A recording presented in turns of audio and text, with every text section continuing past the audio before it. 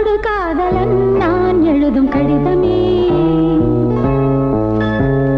பொன்மணி உன் வீட்டில் சௌக்கியமா, நான் இங்கு சௌக்கியமே.